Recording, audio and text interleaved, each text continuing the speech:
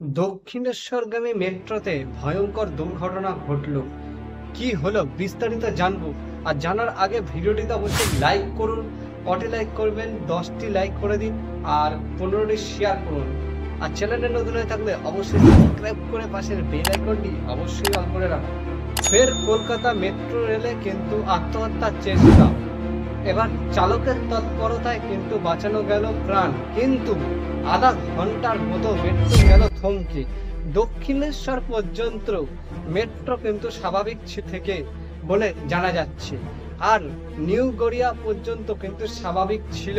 তার পরবর্তী যে স্টেশন থেকে কিন্তু জানা যাচ্ছে যে টালিগঞ্জের দিক থেকে আর কি পুরো নিউ গড়িয়া পর্যন্ত মেট্রো স্বাভাবিক ছিল, কিন্তু ওইটুকুনি জায়গায় কিন্তু দক্ষিণেশ্বরের দিকে কিন্তু যেতে পারছিল না মেট্রো।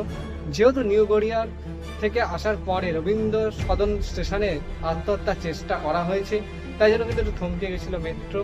মানে সোজা কথায় কিন্তু সেন্ট্রাল থেকে দক্ষিণেশ্বর পর্যন্ত মেট্রো ঠিকঠাক চলছে, আর কিন্তু যে উত্তম কুমার মানে টালিগঞ্জ স্টেশন থেকে কিন্তু নিউ গড়িয়া পর্যন্ত মেট্রো স্বাভাবিক ছিল বলে জানানো হচ্ছে।